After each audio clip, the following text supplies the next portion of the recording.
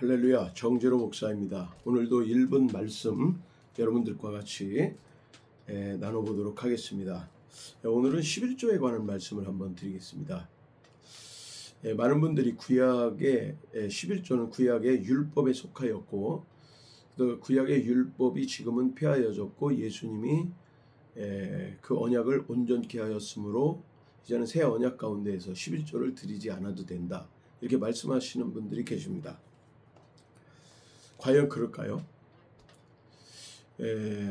성경은 구약의 율법이 성경의 한 몇 가운데에서 구약의 율법이 폐하여졌다, 이런 말씀들이 기록된 건 사실입니다.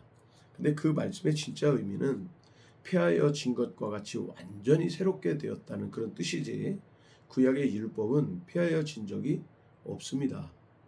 그러나 실제로 구약의 율법이 폐하여졌다고 해도 이 11조는 그러면 안 드리는 게 맞는가?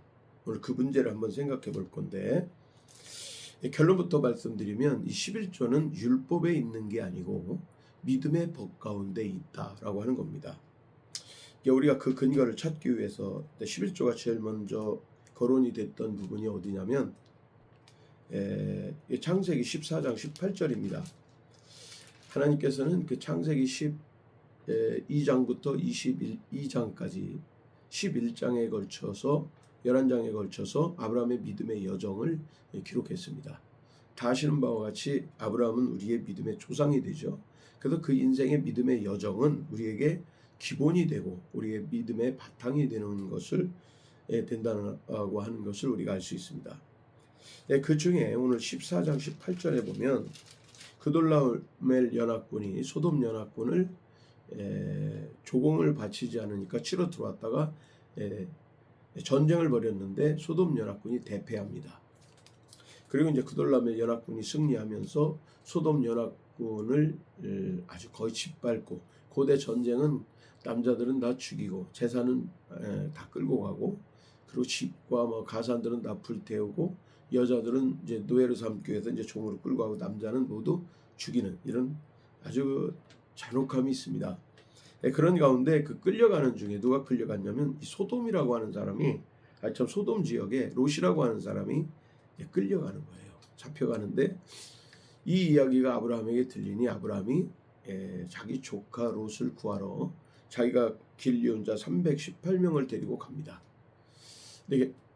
근데 이 전쟁의 결과는 어떻게 됐냐면 아브라함이 이겨요.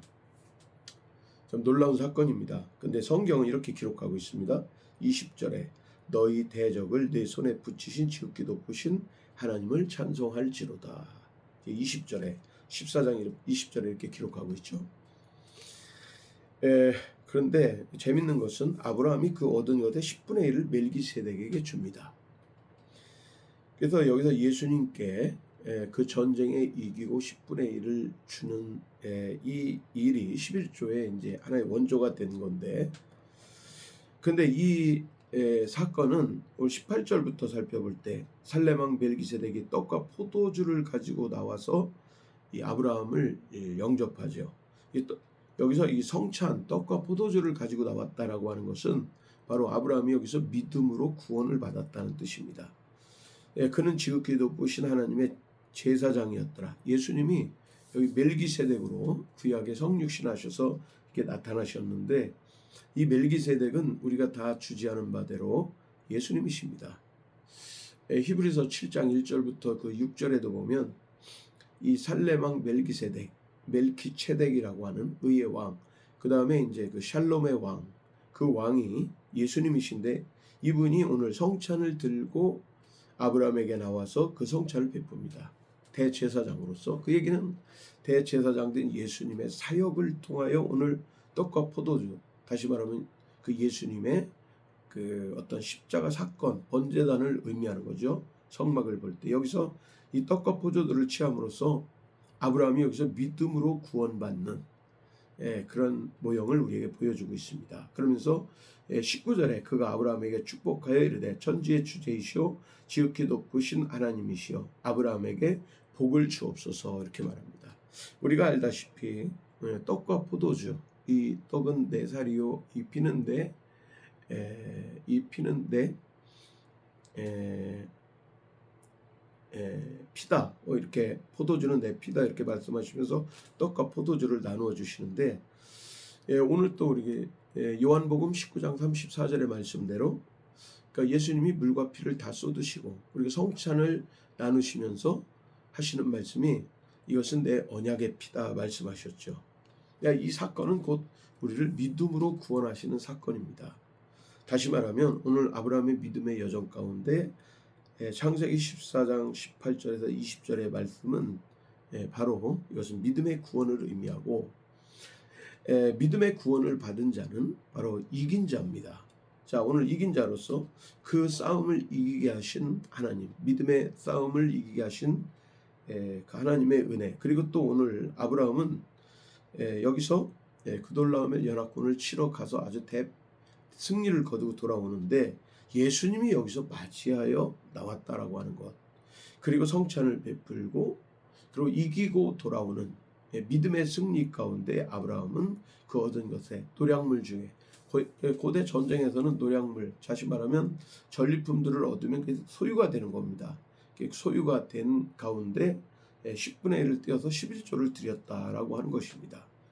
이 말씀을 이용해서 히브리서 7장 1절부터 6절에는 아브라함이 하나님께 11조를, 예수님께 11조를 드렸고 아브라함에게 예수님께서 복을 빌어 주셨다라고 이렇게 기록하고 있습니다.